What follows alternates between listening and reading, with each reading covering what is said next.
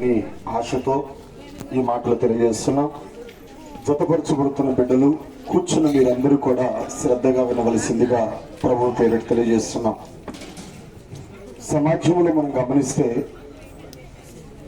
వివాహము అయిన వారు ఉన్నారు, వివాహం చేసుకోబోతున్న వారు ఉన్నారు, వివాహం చేసుకోబోయే వారు ఉన్నారు.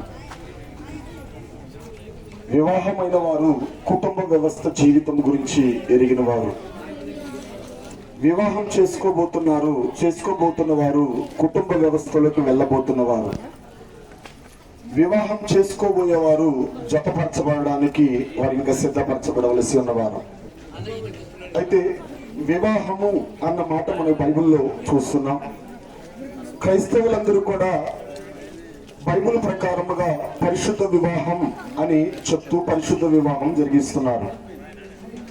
అయితే లోకములో రకరకమైన వివాహాలు జరగటం మనం గమనిస్తున్నాం. వీటిలో ఒకటి ప్రేమ వివాహం. బైబిల్ ప్రకారం ప్రేమ వివాహం వాక్యానికి విరుద్ధమైనది. ప్రజెంట్ ఇప్పుడున్న యవన తరం, ఇప్పుడున్న యవనస్తులు అనేవారు ప్రేమ వివాహాలకు ఎక్కువగా అవకాశాలు ఇస్తున్నారు. బిడ్డల యొక్క సంతోషముల కొరకు కూడా ప్రేమ వివాహాలను అంగీకరిస్తూ, తల్లిదండ్రులు అంగీకరిస్తూ, క్రైస్తవులను పడిన వారు కూడా దానిని అంగీకరిస్తూ వెళ్తున్నారు. దానిని సపోర్టుగా చేస్తూ ఈనాటి ఉన్న దైవ సేవకులు కూడా పరిశుభ్ర స్తోత్రములు ప్రేమ వివాహాలు జరిగిస్తున్నారు. కానీ వాక్యానుసారంగా అయితే ప్రేమ వివాహము తప్పు. ఎందుకంటే ఒక వివాహం అనేది దేవుని చేత జతపరచబడాలి. కానీ నేటి దినాలలో వివాహం కాబోయేవారు యవనస్తులైన వారు జ్ఞాపకం చేసుకోవాలి. నీకు జన్మనిచ్చిన నీ తల్లిదండ్రులను సంతోషపెట్టడం అది నీ ధర్మం. వాక్యం చెప్తుంది, తల్లిదండ్రులను సన్మానించు, మీరు దీర్ఘాయుష్మంతులగుదురు అని బైబిల్ చెప్తుంది. కానీ ఈరోజు యవనతరం తల్లిదండ్రులకు లోబడేవారు లేరు, తల్లిదండ్రుల మాటలు అంగీకరించేవారు లేరు, తల్లిదండ్రుల సంతోషాన్ని కోరేవారు లేరు, తల్లిదండ్రులకు మాటకు నమ్మేవారు ఈ దినాలలో లేరు. కని పెంచి పెద్ద చేసి వారిని చదివించి భవిష్యత్తులో ఒక ఉన్నత స్థానంలో కూర్చోబెట్టాలని ఆశ కలిగిన తల్లిదండ్రులను పట్టిన దుఃఖములో ఈరోజు యవనస్తులు దుఃఖపరుస్తున్నారు. ప్రేమానే మైకములో తమ జీవితాలను పాడు చేసుకుంటున్నారు. ప్రేమానే సంతోషముతో కొద్ది దినాలు జీవితాన్ని గడిపి తర్వాత చిక్కులలో పడిపోయి వారు కోట్ల చుట్టూ స్తోత్రం పంచాయతీల చుట్టూ తిరుగుతున్న ఎంతో మంది సమాజంలో లోకంలో మనం చూస్తూ ఉన్నాం. కాబట్టి యవన బిడ్డలారా, వివాహానికి సిద్ధపరచబడుతున్న వారు ఎవరైనా ఉంటే, ఇక్కడ యవనస్తులు ఎవరైనా ఉంటే మీకు నేను ఒక మాట చెప్తున్నాను. మీ తల్లిదండ్రులను గౌరవించండి, మీ తల్లిదండ్రులను సన్మానించండి. అప్పుడు మీరు దీర్ఘాయుష్యులగుదురని పరిశుద్ధ గ్రంథమైన బైబిల్ చెప్తుంది. మొదటిది. రెండోదిగా మనం చూస్తే లోకంలో తల్లిదండ్రులు, ఇరు తల్లిదండ్రులు అబ్బాయికి అమ్మాయికి వివాహ వ్యవస్థ వచ్చినప్పుడు, వివాహ సమయం వచ్చినప్పుడు ఆలోచన ప్రారంభిస్తారు. మా అమ్మాయిని మా అబ్బాయిని ఎవరికిచ్చి పెళ్లి చేస్తే బాగుంటుంది అని ఆలోచిస్తూ వారు ఆలోచన ఎలా ఉంటుందంటే, మా అమ్మాయి చదివిన చదువుకు తగినట్లుగా అబ్బాయి కావాలి, లేదా మా అబ్బాయికి చదివిన చదువుకు తగినట్లుగా అమ్మాయి కావాలి. ఆస్తి, అంతస్తు, కులం, చదువు, ధనం ఇలాంటివి చూసి తల్లిదండ్రులు లోకంలో వివాహ వ్యవస్థను జరిగిస్తున్నారు.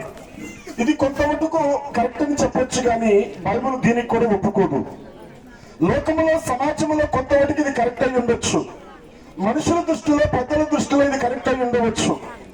కానీ బైబిల్ ప్రకారముగా ఒక పరిశుద్ధమైన వివాహ వ్యవస్థలో స్తోత్రములు చదువు కాదు చూడవలసింది, ధనము కాదు చూడవలసింది, కులము కాదు చూడవలసింది, అందము కాదు చూడవలసింది, గుణం.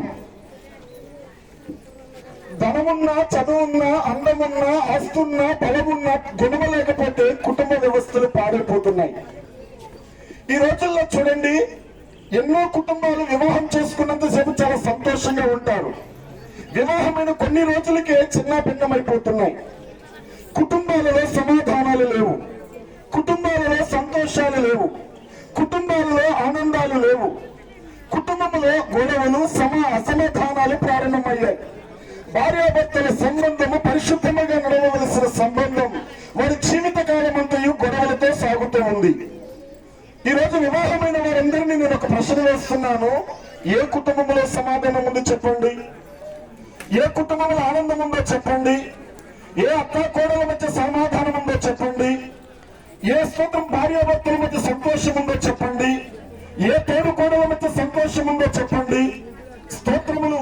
మీరు క్రైస్తవ పెళ్లిళ్ళు చేసుకోవచ్చు, క్రైస్తవ పెళ్లిళ్ళు కాకపోవచ్చు. వివాహ వ్యవస్థ అయితే మీకు జరిగింది. ఈ వివాహ వ్యవస్థలో మీరు జతపరచబడిన తర్వాత మీ జీవితంలో ఎన్ని రోజులు సంతోషం లేకుండా బ్రతికారు ఆలోచించండి. ఈరోజు వివాహం చేసుకునేంత వరకు స్థాయి, కులము, ధనము అన్ని చూస్తున్నారు. వివాహమైన తర్వాత కొన్ని రోజులు గడిచిన తర్వాత అబ్బాయి గుణము బాగాక, అమ్మాయి గుణము బాగాక వారికి చెడ్డలవాట్లుండి తర్వాత బాధపడుతున్నారు. అయ్యో మేము ఎందుకు పెళ్లి చేశామా అని. ఈరోజు ఇలాంటి వారిని కూడా మనం చూస్తున్నాం. కాబట్టి ఇదొకటి. మూడోదిగా మనం చూస్తే పరిశుద్ధ వివాహం. పరిశుద్ధమైన బైబిల్ గ్రంథం వాక్యం చెప్తుంది వివాహం అన్ని విషయంలో ఘనమైనది. అందరూ శ్రద్ధగా వినండి. ఘనమైన వివాహం అంటే ఏంటి? పెద్ద సౌండ్ సిస్టమ్ పెట్టి, పెద్ద డీజే పెట్టి, డాన్సులర్స్ పెద్ద పందిరి వేసి హంగామా చేసేది పరిశుద్ధమైన వివాహం కాదు. అది వాక్యానుసారమైనది కాదు. పరిశుద్ధమైన వివాహం అంటే ఇద్దరు పరిశుద్ధుల మధ్య జరిగేదే పరిశుద్ధమైన వివాహం. ఇద్దరు పరిశుద్ధుల మధ్య జరిగేదే పరిశుద్ధమైన వివాహం. నా మాటలు వింటున్న దేవుని బిడ్డలారా, పరిశుద్ధమైన బైబిల్ గ్రంథము ఇద్దరు పరిశుద్ధులను జతపరిచేదే పరిశుద్ధమైన వివాహం. పరిశుద్ధమైన వివాహంలో పరిశుద్ధుడైన దేవుడే ఉన్నాడు. పరిశుద్ధమైన దేవుడే వారిని జతపరుస్తున్నాడు. పరిశుద్ధమైన దేవుడే వారిని ఏకపరుస్తున్నాడు. పరిశుద్ధమైన దేవుడే వారికి మూడో వ్యక్తిగా తోడుగా ఉంటున్నాడు. అయితే ఈ రోజు ఇక్కడ వివాహ వ్యవస్థలోనికి వచ్చిన ప్రశాంత్, సైనిక, వీరిద్దరూ కూడా స్తోత్రములు పరిశుద్ధులై ఉండాలి. స్తోత్రములు రక్షణ పొందిన వారై ఉండాలి. మారు మనసు పొందిన వారై ఉండాలి. యేసు క్రీస్తు రక్తముతో కడగబడిన వారై ఉండాలి. స్తోత్రం కలుగును గాక. దానినే పరిశుద్ధ వివాహం అంటున్నాం. స్తోత్రములు. నా మాటలు వింటున్న దేవుని బిడ్డలారా ఆలోచించండి. స్తోత్రములు. ప్రశాంత్కి నేను ఒక మాట చెప్తున్నాను. మరి సహోదరుడు నాకు తెలియదు, మరి సైనిక అయితే నాకు తెలుసు. కొంతకాలం నుంచి ఆ పరిచయం ఉంది నాకు. నేను ఆత్మకూరు కొన్నిసార్లు వచ్చాను, వాళ్ళ చర్చలో వాక్యం చెప్పాను, అప్పుడు పరిచయం అమ్మ నాకు. స్తోత్రం. మరి సహోదరుడు నేను ఇప్పుడే చూస్తున్నాను, కానీ సహోదరుడికి ఒక సలహా ఇవ్వాలని ఆశపడుతున్నాను. మరి స్తోత్రములు, యేసుక్రీస్తుని నీ సొంత రక్షకుడిగా అంగీకరించి, యేసు ప్రభువుని స్తోత్రములు నీ జీవితంలో ఆహ్వానించి ఆయనతో నువ్వు నడిస్తే ఆయన నీతో ఉంటాడు. ఆయనతో నువ్వు బ్రతకడానికి ఇష్టపడితే ఆయన నీతో ఉండి ముందుకు నడిపించడానికి ఇష్టపడతాడు. ఎందుకంటే ఇప్పటి వరకు నీవు నీ స్థలములలో ఉన్నావు, నీ తల్లిదండ్రుల ఇంటి ఎద్ద ఉన్నావు, నీ అన్నదమ్ములతో పెరిగావు, నీ స్నేహితులతో పెరిగావు, నీ యొక్క స్తోత్రములు బంధుమిత్రులతో కలిసి జీవించావు. కానీ ఇక్కడ నుండి నువ్వు ఒక కొత్త జీవితాన్ని ప్రారంభించబోతున్నావు. ఇప్పుడు నీకు సాధ్యమైన సహాయకురాలు నీకు కాబోతుంది. ఇప్పుడు నీ జీవితంలోనికి నీ శరీరం రాబోతుంది. ఇప్పుడు ఒక సహోదరు నీ జీవితంలోనికి రాబోతుంది. ఇప్పుడు ఆమెను నీ జీవితంలో శరీరముగా అంగీకరించి ఆమె మీద నువ్వు అధికారిగా ఉండి నీ కుటుంబ జీవితంలో దేవుణ్ణి ఆహ్వానిస్తూ ముందుకు వెళుతున్నప్పుడు నీ జీవితంలో అన్ని కూడా మేలే జరుగుతుంది. అయితే అది జరగాలి అంటే ముందు నీవు దేవునికి లోబడిన వ్యక్తి అయి ఉండాలి. ముందు నీవు దేవుని అంగీకరించిన వ్యక్తి అయి ఉండాలి. ముందు నీవు పరిశుద్ధమైన వ్యక్తి అయి ఉండాలి. అప్పుడు దేవుడు నీకు జ్ఞానమునిచ్చి నీ కుటుంబ వ్యవస్థను ఎలా గడపాలో దేవుడు జ్ఞానమునిస్తాడు. వాక్యం చెప్తుంది, పురుషులారా స్తోత్రములు, స్త్రీలు బలహీనమైన కొండని ఎంచి జ్ఞానము చెప్పిన వారితో కాపురము చేయుడి అని పరిశుద్ధ గ్రంథమైన బైబిల్ గ్రంథం చెప్తుంది. పురుషులందరికీ కూడా ఒక వాక్యం చెప్తుంది, వివాహమైన వారు కూడా గుర్తుపెట్టండి, పురుషులైన వారు సంసార జీవితంలో ముందుకు వెళ్ళాలి అంటే జ్ఞానము కావాలి. భార్య ఒక బానిస కాదు. భార్య మన చెప్పు చేతలో ఉండేది కాదు. భార్యను దేవుడు ఎందుకు జతపరిచాడో తెలుసా? సాటి అయిన సహాయకురాలుగా ఉండడానికి. కష్టాలలో, నష్టాలలో, బాధలలో, ఇబ్బందులలో, ఇరుకలలో, మరి అనారోగ్యాలలో, అన్ని పరిస్థితులలో నీకు సాటి అయిన సహాయకురాలుగా ఉండడానికి ఒక భార్యను దేవుడు నీకు సిద్ధపరిచాడు. భార్యను దేవుడు ఎక్కడి నుంచి తీసాడో తెలుసా? అరికాలులో నుండి తీలా, నడినెత్తి నుండి తీలా, పక్కటి ఎముకలో నుండి దేవుడు స్త్రీని సృష్టించాడు. ఆదాముకు గాడిద ధరను కలుగజేసి పక్కటి ఎముకలో ఒక ఎముకని ఇచ్చి దానికి మాంసమును పూడ్చి ఆదాము ముందు నిలబెట్టినప్పుడు ఆ ఆదాము అంటున్నాడు, నా శరీరంలో నుండి నువ్వు తీయబడితివి కనుక నీవు నాది అనబడదు అని బైబిల్ చెప్తుంది. ఇప్పుడు ప్రశాంత్ పక్కన కూర్చున్న నీ సైనిక, ఆమె ఎక్కడ నుండి కాదు, స్తోత్రములు, ఆమె ప్రశాంత్ యొక్క అరికాల నుండి తీయబడలేదు, నెత్తి మీద నుండి తీయబడలేదు, పక్కటెముక ఆమెకి. హల్లెలూయా. అయితే గమనించండి, అరికాల నుండి తీయబడితే కాళ్ళ కింద ఉంటుంది, నెత్తి నుండి తీయబడితే నెత్తి మీద ఉంటుంది. కానీ ఇప్పుడు పక్కన ఉంటుందంటే అన్నిటిలో సహాయకురాలు అని అర్థం. స్తోత్రములు. పురుషులు గమనించాలి, నేను తాళి కడుతున్నాను కాబట్టి నా బానిస అనుకోకండి. ఈ రోజు పురుషులందరూ కూడా నా బానిస, నేను చెప్పినట్టు వినాలి, నేను చెప్పింది చేయాలంటున్నారు. ఒక బానిస బ్రతుకుగా చూస్తున్నారు స్త్రీలను. తప్పండి, వాక్యం ఒప్పుకోదు, క్రైస్తత్వం ఒప్పుకోదు దానికి. స్త్రీలు మనం గుర్తుపట్టాలి. స్త్రీలు స్తోత్రములు శిరస్సు కాదు, పురుషుడు శిరస్సు స్త్రీకి. ఈరోజు కుటుంబ వ్యవస్థను చనిపోవడానికి కారణం, కుటుంబ వ్యవస్థ పాడైపోవడానికి కారణం, కుటుంబ వ్యవస్థలో కలహాలు ఉండడానికి కారణం, కుటుంబంలో శోధన ఉండడానికి కారణం ఏంటో తెలుసా? స్త్రీలు ఈ రోజు పురుషునికి లోపడకపోవడమే. వాక్యం చెప్తుంది, స్త్రీలారా మీ స్వపురుషులకు ప్రభువులకు వలె పురుషునికి లోపడండి అని బైబిల్ చెప్తుంది. కానీ ఈరోజు స్త్రీలు తమ పురుషులకు లోపడేవారు తక్కువ. పురుషులు స్త్రీలకు లోపడ్డ చూస్తున్నారు తప్ప స్త్రీలు పురుషులకు లోపడ్డ అసలు అంగీకరించట్లా. పురుషులు స్త్రీల మాటలు ఏమంటున్నారు తప్ప స్త్రీలు పురుషుల మాట వినాలి అనుకునేవారు తక్కువ. కుటుంబాన్ని పరిపాలించేవారు పురుషుడై ఉండాలి, స్త్రీ కాదు. అది వాక్యానికి విరుద్ధం. గమనించండి. కాబట్టి స్తోత్రములు, ఇక్కడ వివాహానికి సిద్ధపరుచిన వారితో నేను చెప్తున్నాను, సైనికకి చెప్తున్నాను, స్తోత్రం, ప్రభువుకు నువ్వు లోబడిన వ్యక్తి అయితే నీ స్వపురుషులకు కూడా నువ్వు లోబడతావు. ప్రభువును నువ్వు ప్రేమించిన వ్యక్తి అయితే నీ భర్తను కూడా నువ్వు ప్రేమిస్తావు. స్తోత్రములు. గమనించాలి, ప్రశాంత్ దేవునికి లోబడిన వ్యక్తి అయి ఉండాలి, సైనిక దేవునికి లోబడిన వ్యక్తి అయి ఉండాలి. వీరిద్దరు దేవునికి లోబడితే దేవుడు అప్పుడు వీరితో ఉంటాడు. వారి ఇష్టం చేసుకుంటూ, వారికి నచ్చింది చేసుకుంటూ, వారికి నచ్చింది చూసుకుంటూ, వారికి నచ్చినట్టు బ్రతుకుతూ ప్రార్థన చేసి దేవారా అంటే దేవుడు రాడు.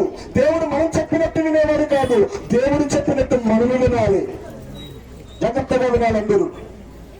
దేవుడు చెప్పినట్టు మనము వినాలి, అప్పుడు దేవుడు మన మాట వింటాడు.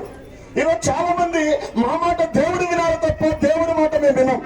మేము చేసుకునేది చేసుకుంటాం, మేము చూసేది చూస్తాం, మేము నడిచేది నడుస్తాం, మా ఇష్టం మా ఆలోచనలు. కానీ దేవుడు కావాలి. కానీ దేవుడు రాడండి, దేవుడు రాడండి. కాబట్టి ఈ కుటుంబానికి, తల్లిదండ్రులకు నేను ఒక మాట చెప్తున్నా, మొదటి స్థానం దేవుడికి ఇవ్వండి, అప్పుడు దేవుడు మీతో ఉంటాడు. మొదటి స్థానం దేవుడికి ఇవ్వండి. క్రైస్తవ కుటుంబాలకు నేను ఒక హెచ్చరికిస్తున్నాను, మీ కుటుంబంలో మొదటి స్థానం దేవుడికి ఉండునుగాక. హల్లెలూయా. కాబట్టి ఈ పరిశుద్ధ వివాహాన్ని చేయడానికి వచ్చిన దేవుని పిల్లలారా, దేవుని విడలారా, ఇక్కడ వివాహం ఇంకొక కొద్ది నిమిషాలు జరగబోతుంది.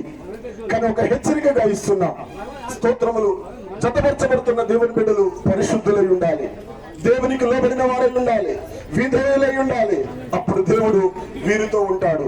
అయితే వాక్యం చెప్తుంది, వీరు ఎలా పరిశుద్ధపరచబడతారు, వీరిని పరిశుద్ధపరిచే ఔషధం ఈ లోకంలో ఏమన్నా ఉందంటే జాగ్రత్తగా వినండి, వీరిని వస్తువులు పరిశుద్ధపరచలేవు. ఈ లోకంలో ఉన్న స్తోత్రం సృష్టి వీరిని పరిశుద్ధపరచలేదు.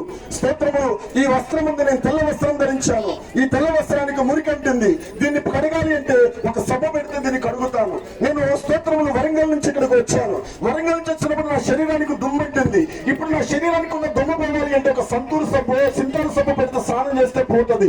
స్తోత్రములు. కానీ ఇప్పుడు నా అంతరంగంలో ఆత్మ శుద్ధి కావాలి అంటే ఇప్పుడు సోపులు కాదు కావలసింది, భూలోకంలో వస్తువులు కాదు కావలసింది, పరిశుద్ధపరిచేది యేసు రక్తము మాత్రమే.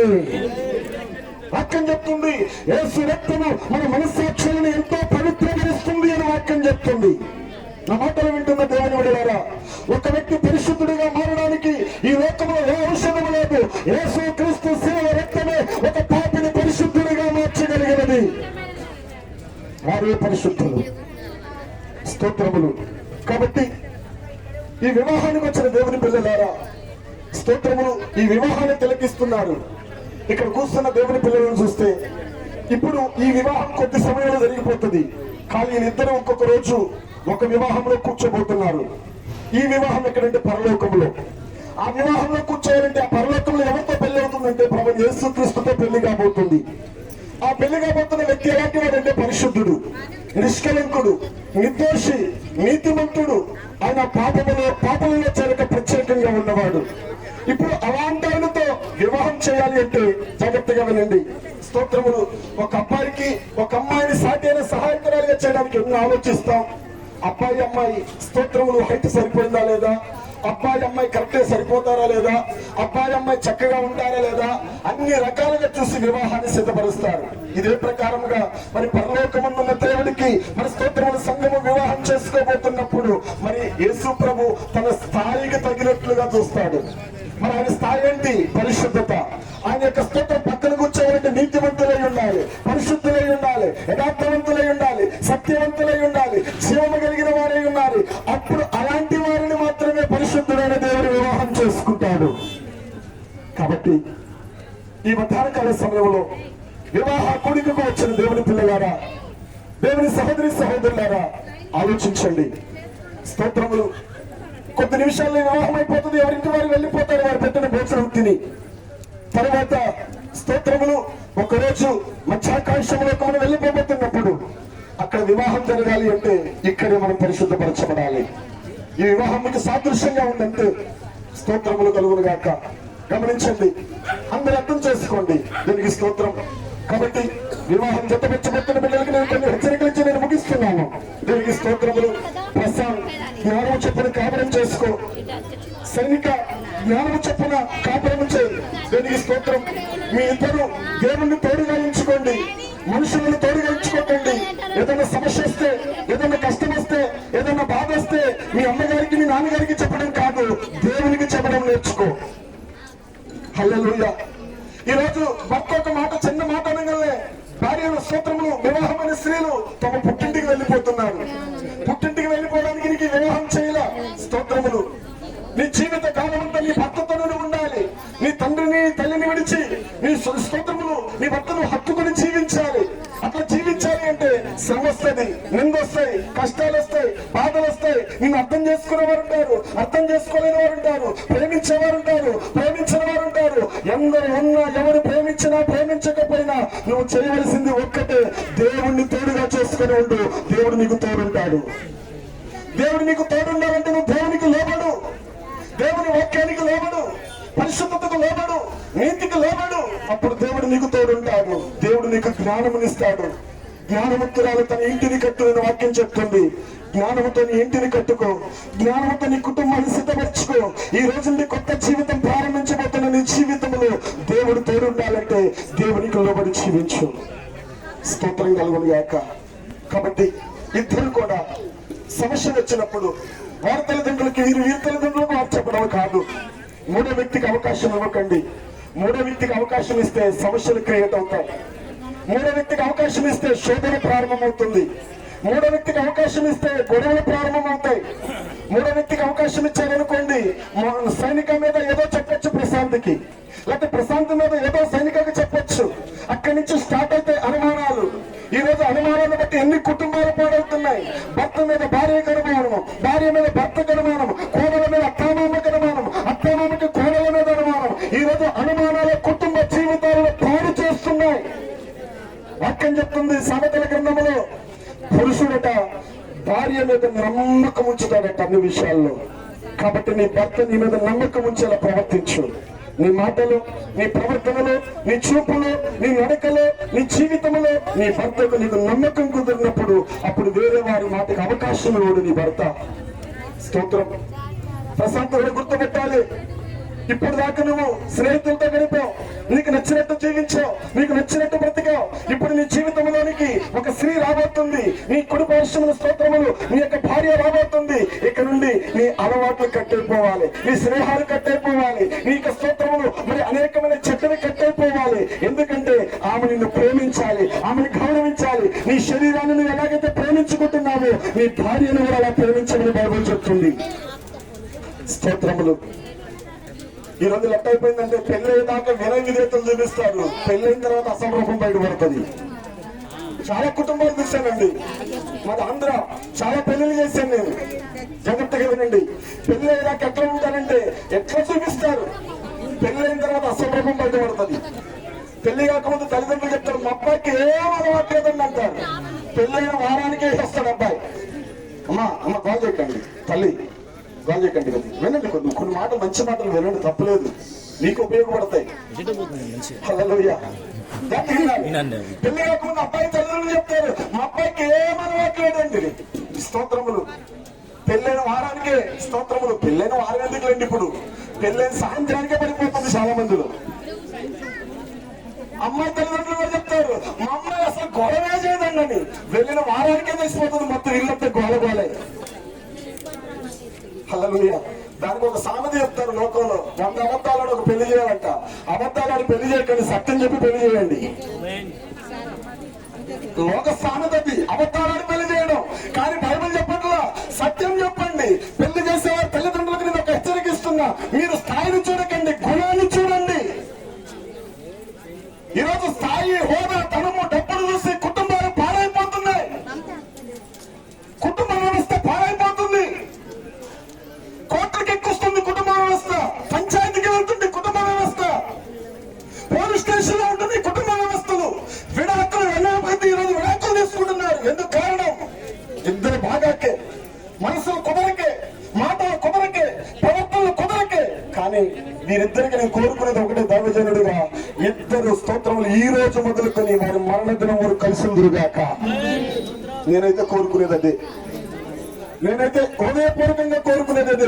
ఈ రోజు జతపరచబడుతున్న ఈ పిల్లలు కష్టమైన, నష్టమైన, బాధైన, శ్రమైన ఈ రోజు జతపరచిన వీరు మరణం తప్ప వీరిని ఏది ఎడబాపకూడదు. వందనాలు చెప్పండి, అందరు స్తోత్రం చెప్పండి. మీరు ఆశపడితే వందనాలు చెప్పండి, లేకపోతే నేను కూర్చోండి. మేము పెళ్లి చేయడానికి వచ్చామని కూర్చోండి. స్తోత్రం. కాబట్టి మీరిద్దరు కూడా అదే మనసుతో ఉండండి, అదే ఆశతో ఉండండి. స్తోత్రములు. ప్రశాంత్ కూడా ఇంకొక మాట చెప్పాలని లోపల కోరుకుతుంది, ఏమన్నా తప్ప ఇంకొక అమలు కొరకు స్తోత్రం చెప్పాలి.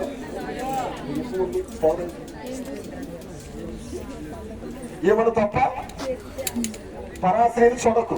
ఏమంటాడు బైబిల్లో? చెడ్డదానిని చూడకుండా నా కన్నులతో నిబంధన చేసుకున్నాను అంటాడు.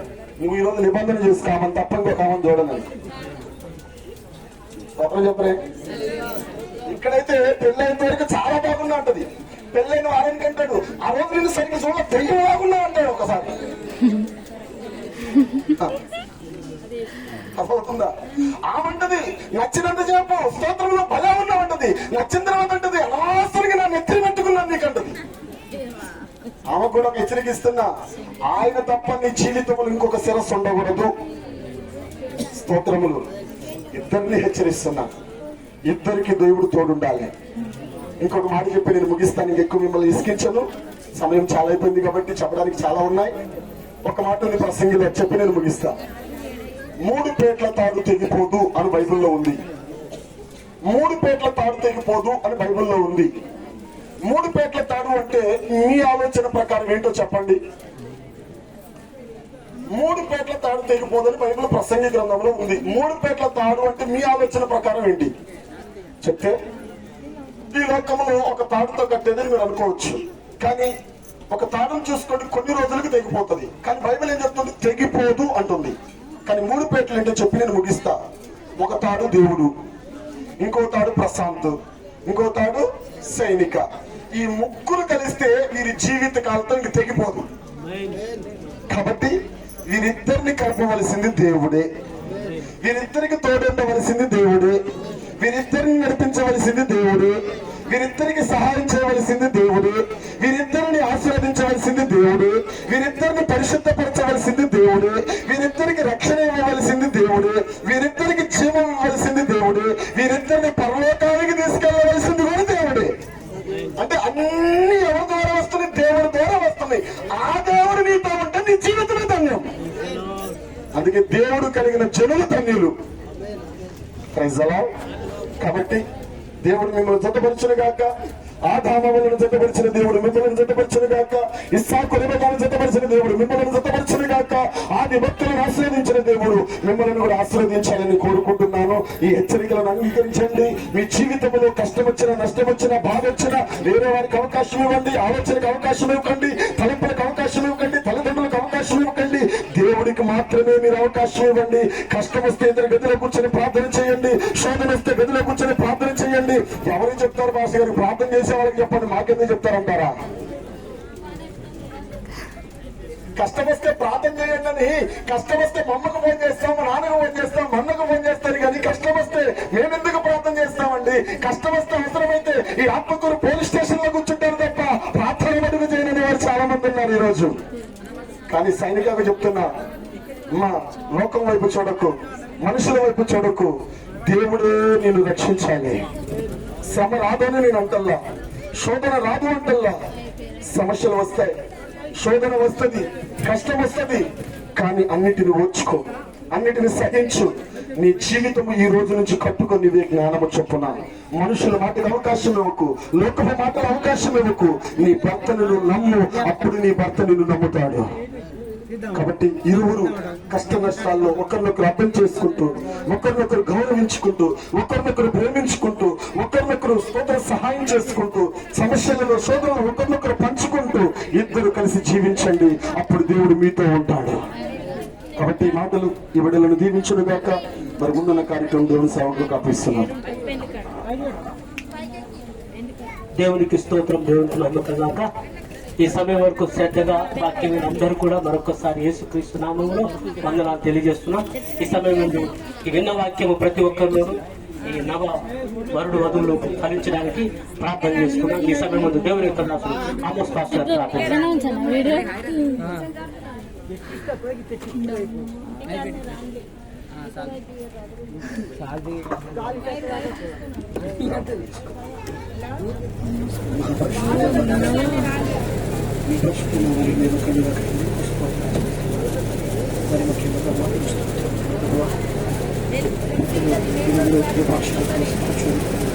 తండ్రి ఈరోజు వెలుగురికి వివాహం చెప్పవచ్చడానికి నిర్ణయం తీసుకుని ఈ విధంగా మధుగా మీరు దీవించండి, మరొక మీరు ఆశీర్వదించండి.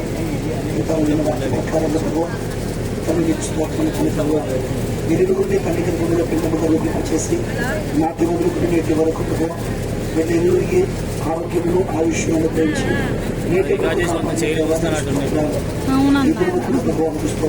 జ్ఞాపకం చేసుకోండి. వారు తెలుసు తెలియక చేసిన ప్రతి పొరపాటును, ప్రతి అపరాధమును క్షమించండి. దేవానికి స్తోత్రము కుమార్ మీద ఇది చాలు మీ కర్మ హస్తమును దీన్ని చాలు చేస్తున్నా. ఇరుగురు నాతో మీరు మూడో వ్యక్తిగా ఇరుగురిని మీరు చెప్పవచ్చును. నీకు స్తోత్రము తెలుపు వారిని ఒకరినొకరు గౌరవించుకోవడానికి దేవానికి స్తోత్రము తెలుపు ఒకరినొకరు సహించి భరించి ప్రేమించి దాని స్తోత్రం నీ కొరకు ప్రతి క్షమని ప్రార్థన చేస్తున్నాం. నిన్న ప్రతి మాట జీవితంలో మూడొంతులుగా ఫలించేయమని ప్రార్థన చేస్తున్నాం. మరి ఒక స్తోత్రం వధువరుడు జతపరచబడవచ్చుండగా తండ్రి నీకు స్తోత్రం. నేటి మొదలుకొని మీరు అక్కడ వరకు మరణం వరకు నీ కొరకు నమ్మకముగా పెట్టడానికి, వారొకరి కొరకు ఒకరు నమ్మకముగా పెట్టడానికి తండ్రి నీకు స్తోత్రం పెట్టుకోక తెచ్చిన దుష్టుడు వారి ఇరుగురిని ఎడబాపకుండా వేరు చేయకుండా మీరే వారి ఇరువురు మధ్యలోది మరి ముఖ్యంగా వారి ఇరువురికి మా మనసులో పాపక్షమాపణను ప్రత్యాపమును దేవానికి స్తోత్రం నిత్య జీవన ఇరువురికి అనుగ్రహించిన మరి ముఖ్యంగా దేవానికి స్తోత్రం తెలుగు వారి వివాహమును దేవానికి స్తోత్రం జరిగించడానికి వచ్చిన మీరు ఆశలు చేసి సమర్పిస్తున్నారు. వివాహంకి వచ్చిన మధ్యలో స్నేహితులందరూ జ్ఞాపకం చేసుకోండి. వారు కూడా మారు మనసు పొంది పాపక్షమాపణ నిమిత్తము మారు మనసు పొందిన గొప్పదేశండి. తను నీకు స్తోత్రం. ఎన్ని రోజులు నేను ఒక్కరు భగవానికి స్తోత్రం ఉన్నప్పటికీ దేవా మేమందరం ఒక రోజు దేవ మధ్య ఆకాశం మీద నిలబడలే కనుక వారు కూడా మారు మనసు పొంది పాపాన్ని విడిచిపెట్టి తన జీవిత రక్షకునిగా ప్రభువుగా అంగీకరించి మీ చిత్త ప్రభావాన్ని చిత్తం క్షేత్రంగా సమర్పించడానికి ఉపయోగించింది. మీరు మన సమయాన్ని చేసిన సమస్త గ్రంథమైన ప్రభావం మీరు చేస్తూ యేసు పరిశుద్ధులు మీరు వేడుకుంటున్నాం తండ్రి. దేవునికి స్తోత్రం. కొన్ని నిమిషాలు ఓపిక పట్టండి. వివాహం సమయానికి వచ్చేసాం. మన ఘాట్లో ఉన్న ప్రకారంగా వివాహం చేయడానికి దేవుని యొక్క దాసులు శ్యాంపాల్ గారు ఉన్నారు. వారి వివాహం జరిపిస్తారు. ఈ సమయాన్ని వర్తిస్తున్నారు. హల్లెలూయా, హల్లెలూయా. దేవుని నామానికి మహిమ కలుగును గాక. ఇప్పటి వరకు దైవజనులు వివాహంలోనికి కొనసాగుతున్న యువజనులకు చక్కటి వాక్యాన్ని దైవజనులు అందించినారు. సేవకునిగా ఒక 2 మాటలు చెప్పి నేను కూడా ఈ యొక్క వివాహంలోనికి వారిని ముందుకు నడిపిస్తాం. 2 మాటలు. ఎందుకంటే వివాహం అనేది దేవుడు అనాది కాలంలోనే ఈ లోకములో వివాహమును ఆయన పరిశుద్ధపరిచి అది ఘనముగా ఇచ్చిన దేవుడు వివాహ వ్యవస్థను దేవుడు కలగచేసినాడు. ఆనాడు ఆదాము ఒంటరిగా ఉన్నప్పుడు నరుడు ఒంటరిగా ఉండటం మంచిది కాదని తన ఎరిగి తనకు సరైన సాటిని తన పక్కటెంకల నుండి తీసుకున్నారని దైవజనులు చెప్పి ఉన్నారు. మరొక మాట జ్ఞాపకం చేస్తాను. ఈ దినాన వాక్యమున్న ఈ యొక్క ప్రశాంత్, అదే రీతిగా సైనిక దేవుని వాక్యంలో ఎఫెసీలకు రాసిన పత్రిక 5వ అధ్యాయము 22వ వచనంలో ఒక మాట జ్ఞాపకం చేసి నేను వివాహంలోనికి వెళ్లాలని ఆశపడుతున్నాను. దేవుని వాక్యం ఏమో సెలవిస్తుందంటే, స్త్రీలారా మీ సొంత పురుషులకు మీరు లోబడి ఉండాలి. ఎందుకంటే ప్రభు సంఘానికి శిరస్సు ఉన్నాడు కనుక, నీ భర్తే నీకు శిరస్సు ఉన్నాడు కనుక నీవు నీ సొంత పురుషునికి లోబడి విధేయత చూపి ఉండాలని దేవుని వాక్యం సెలవిస్తుంది. కనుక పురుషులకు ఏమని సెలవిస్తుందంటే, పురుషులారా మీ యొక్క స్త్రీలను, మీ యొక్క భాగస్వామ్యురాలను, లేకుంటే వారి స్త్రీలు బలహీన ఘటమని ఎరిగి వారిని మీరు ప్రేమించండి అని దేవుని వాక్యం సెలవిస్తుంది. ఈ 2 మాటలలో చాలా అర్థాలు తీసుకోవచ్చు. ఈ రోజులలో లోబడడం అనేది చాలా అరుదుగా మనకు కనబడుతున్నారు. ఒకవేళ లోబడే విషయాలు చూసినట్లయితే అవన్నీ మనం ఇప్పుడు చెప్పుకునే సమయం లేదు. కానీ ఒకవేళ ప్రేమించే విషయంలో కూడా దేవుని వాక్యం ఏమని సెలవిస్తుందంటే, ప్రేమ నాట సమస్త దోషములను అది కప్పివేస్తుంది, అది దోషములను క్షమిస్తుంది. కనుక ఒకవేళ నీ భార్య చేసుకున్న తర్వాత నువ్వు ఒకవేళ తన కొన్ని విషయాలలో తెలిసి తెలియక ఏదైనా చిన్నపాటి పొరపాట్లు చేసినా, కొన్నిసార్లు ఏదైనా అవకతవకలు జరిగినా కూడా నీకు ప్రేమించే స్వభావం ఉండాలి. ప్రేమ లేకపోతే వ్యర్థులనే. ఎందుకంటే ప్రేమ అనేది సమస్త దోషములను కప్పివేస్తున్నారు.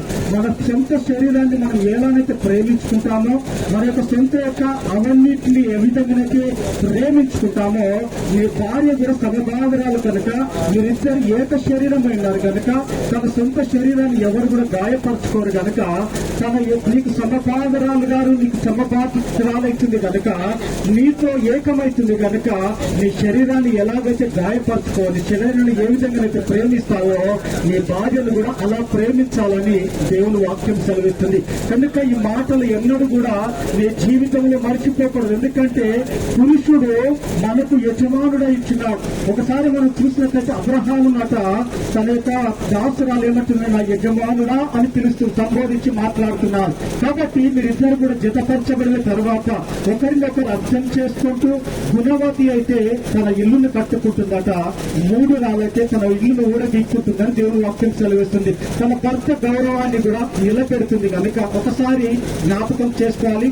అమ్మాయి తల్లిదండ్రులు, అబ్బాయి తల్లిదండ్రులు దయచేసి వివాహంలోకి వెళుతున్నాం కనుక వారు వచ్చి పక్కన కూర్చోవలసిందిగా వారిని ముందుకు ఆహ్వానిస్తున్నాను.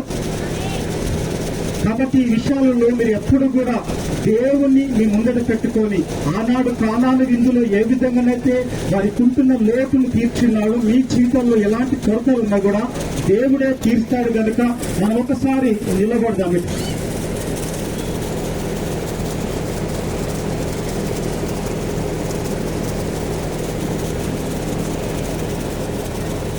వచ్చింది అమ్మాయి తల్లిదండ్రులు, అబ్బాయి తల్లిదండ్రులు.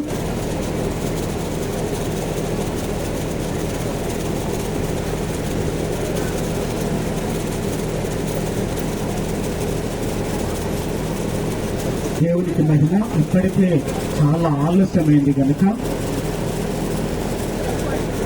మనం త్వరగా వివాహంలోకి వెళదాం. ఒక మాట జ్ఞాపకం చేసుకుందాం.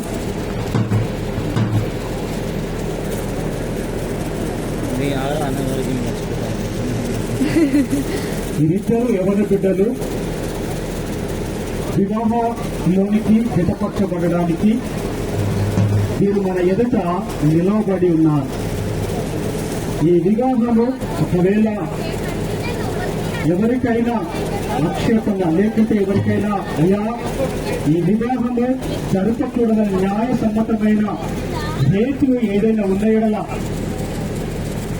ఒకవేళ భారతదేశ రాజ్య చట్టం ప్రకారమైనను ఈ వ్యక్తిగతంగానైనను అయ్యా ఈ వివాహము జరపకూడదు అని ఏదైనా ఆక్షేపణ ఏదైనా ఆటంకము ఉన్నయడలా మీ చేయి కుడి చేయి ఎత్తి మీరు యొక్క సమ్మతిని తెలుపవలసిందిగా నేను కోరుచున్నాను. ఎవరికి ఒకవేళ ఈ వివాహం జరిపించచ్చయ్యా ఎలాంటి అభ్యంతరం మాకు లేదు అని మీరు ఒకవేళ తెలిపినట్లయితే ఈ యొక్క వివాహాన్ని మనం ముందుకు తీసుకుని వెళ్దాం. అమ్మ ఈ వివాహం జరిపించడం ఏమైనా ఆటంకం ఉన్నదా? అందరికీ ఇష్టమేనా? మీ కుడి చేయని లేపి సమ్మతిని తెలుపవలసిందిగా వీడియోగా వారి యొక్క సమ్మతిని ఒకసారి. సరే, దేవునికి మహిమ కలుగుని గాక. ప్రశాంత్, నీ ఎదుట ఉంచబడిన యొక్క శ్రీ సైనిక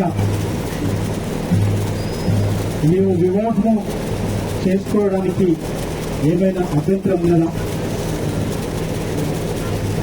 నీ ఎదుట నిలబడి ఉన్న యవనస్తుడు ప్రశాంత్ వివాహం చేసుకోవడానికి ఏమైనా నీకు ఏమైనా అభ్యంతరం ఉందా?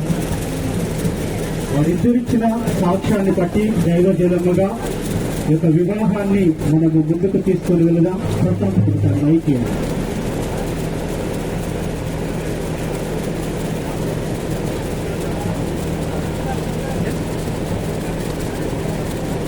దేవుని నిర్ణయం చొప్పున పరిశుద్ధ వివాహ స్థితిలో కూడి ఉండుటకు ఈ స్త్రీని మీ భార్యగా చేసుకొని ఈమెను ప్రేమించి ఆదరించి గణపరిచి వ్యాధి అందును బాధ అందును ఆరోగ్యమందును ఈమెను కాపాడి ఇతరులను నొల్లక వీరిద్దరూ బ్రతుకు కాలమంతయు ఈమెకే భర్త అయిందువా? అది అయితే మీ ఎదుట ఉన్న ప్రశాంత్ దేవుని నిర్ణయం చొప్పున పరిశుద్ధ వివాహ స్థితిలో కూడి ఉండుటకు ఈ పురుషుణ్ణి ఈ భర్తగా చేసుకొని ఈయనకు లోబడి ఈయనను ప్రేమించి ఆదరించి గణపరిచి వ్యాధి అందును బాధయందును ఆరోగ్యమందును ఈయనను కాపాడి ఇతరులను నొల్లక వీరిద్దరు బతుకు కాలమంతయు ఈయనకు భార్యవై ఉండువా? దేవునికి స్తోత్రం. ఇద్దరిచ్చిన సాక్ష్యాలను బట్టి వివాహం అమ్మాయి తల్లిదండ్రులు అబ్బాయి తల్లిదండ్రులు వారు సమ్మతి తెలిపి వారు కూడా వారిద్దరు చేతులు కలిపినట్లయితే మనము ముందుకు తీసుకొని వెళదాం. అమ్మాయి తల్లిదండ్రులు అబ్బాయి తల్లిదండ్రులు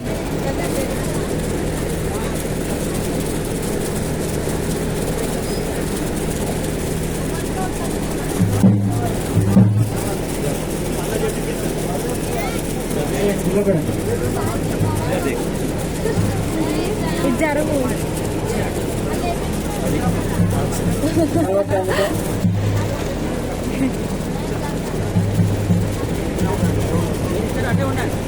అమ్మా, మీ ఎదుట ఉన్న ఈ స్త్రీని మీకు కోడలుగా చేసుకోవడానికి మీకు ఇష్టం లేదా? మీ ఎదుట ఉన్న ప్రశాంత్ మీ బిడ్డను ఇవ్వడానికి మీకు ఇష్టమేనా? ఉత్తరం అయితే ఈమె కుడి చేయి తీసి అబ్బాయి కుడి చేతిలో పెట్టాలి.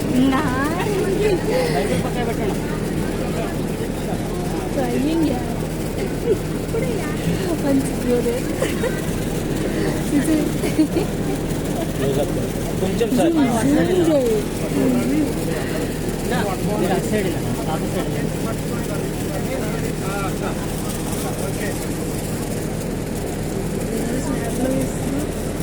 మనం అడుగు మా అమ్మాయి సార్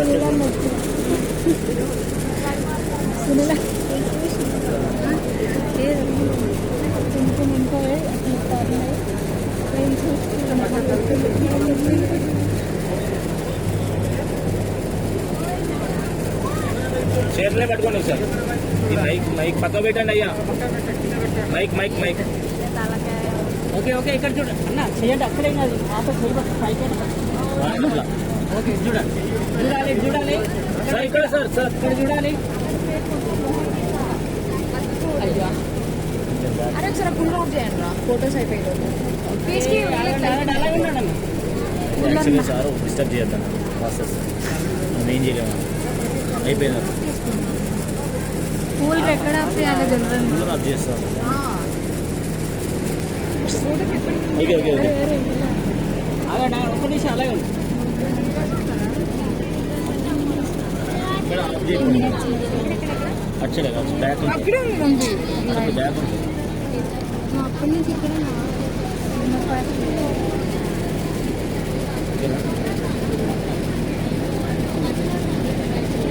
ఓకే ఫేస్ డైరెక్ట్గా పెట్టారు ఓకే ఓకేనా పట్టుకోలేదు ఫస్ట్ బంద్ చేసి ఫోటోస్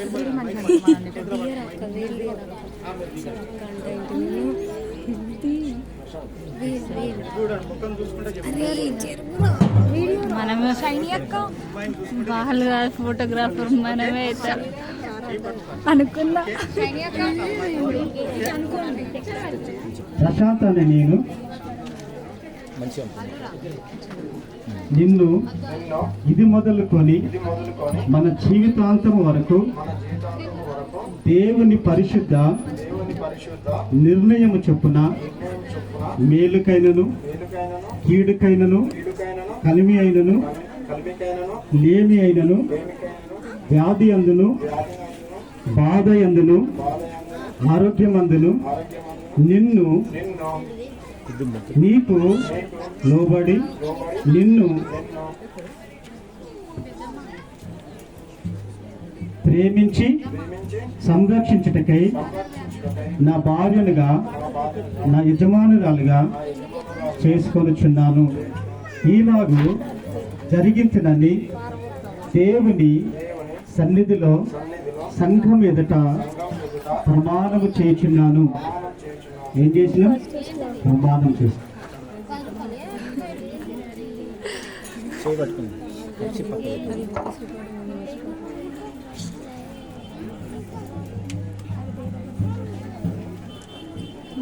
షైన్ అక్క వాయిస్ చూడాలి.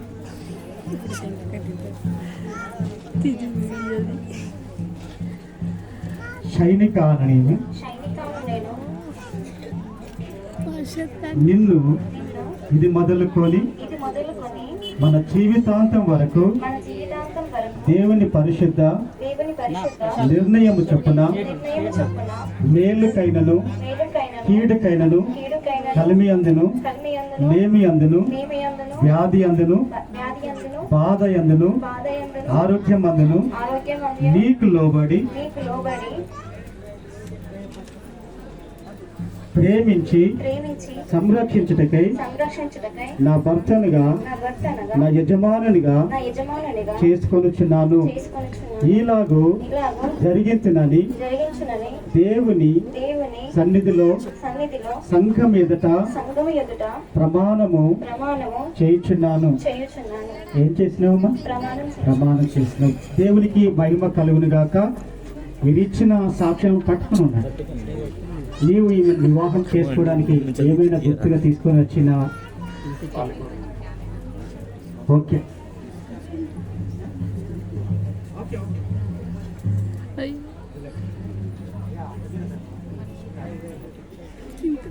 ఇప్పుడు సంఘానికి నువ్వు చేసుకొని పోయే వధువును పరిచయం చేసి నువ్వు కూడా ఒకసారి చూడు. ఆమె నామాల కాల తర్వాత ఇబ్బంది కూడా ముసుగు వెనుకకు పోయి అమ్మా కుస్తే ఎడబెట్టింది. ఒక్క నిమిషం బ్రో తీయండి ఫస్ట్ నేను అప్పుడే చెప్పిన కదా. ఎక్కడున్నారమ్మా? దగ్గర పెట్టుకో. జేబులో అయితే ఒక్క నిమిషం పెట్టుకో. ఒక్క నిమిషం జేబులో పెట్టుకో. ఓకే, సంఘానికి నీకు కాబోయే భార్యను వధువును పరిచయం చేయండి ఒకసారి. అటు చూడండి ఇట్లా పైకి లేపు ఇట్లా వెనుక మంచిగా చూడు. ఇప్పుడే మళ్ళా లాప్స్ పెడదాం, చప్పట్లు పెడదాం. దేవుడి మంచిది. ఎందుకంటే మరి బైబిల్లో ఒక మాట ఉన్నది, పెళ్ళి అయిపోయిన తర్వాత చూసిండట యాకో. చూస్తాలకి ఏమే కాదంట అన్నట. మరి అందుకే ఇప్పుడు మంగళసూత్రం కడుతుండగా మనం అందరము దేవుణ్ణి స్తుతించుకుందాం. అమ్మ ఎవరైనా వచ్చి వేలు కొంచెం ఇలా సహాయం చేయండి, ముందుకు రండి. ఎవరైనా ప్రశాంతం మంగళసూత్రం తీసుకుని ఇలా పట్టుకో. వేరే ఆమె వచ్చేది ఫ్యాన్ ఆఫ్ చేశారు.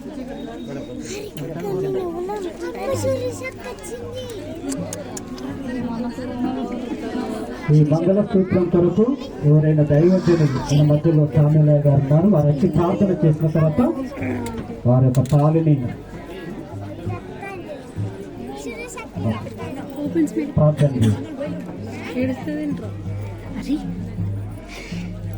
ప్రార్థన.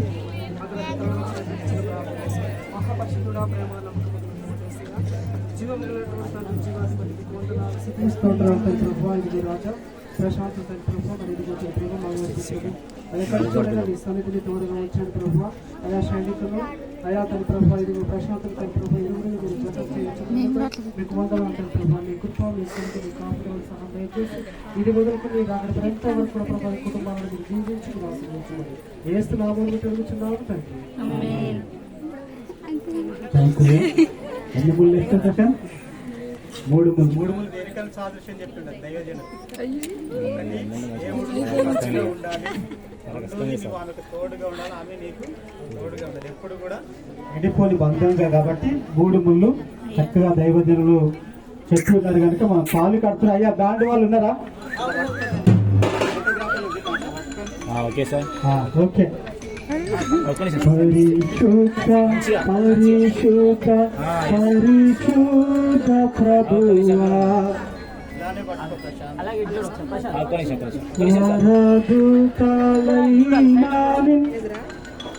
పరిశుద్ధ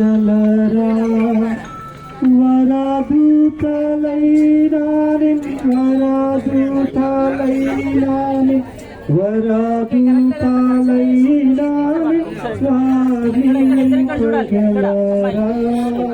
అన్న ఇటు చూడాలి, సైడ్ చూడాలి. Prashant bro smile.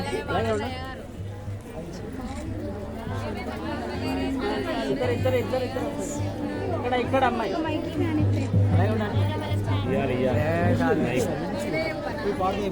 ఓకే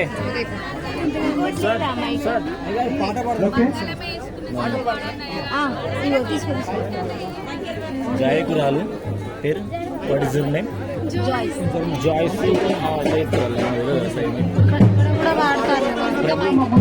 అయ్యో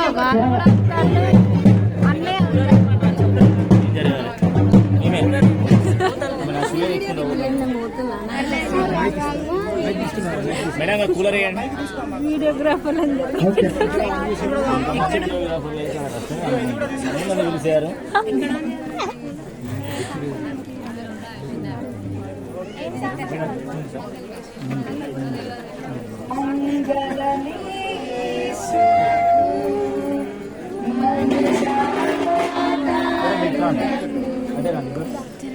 అనుకోండి మేడం.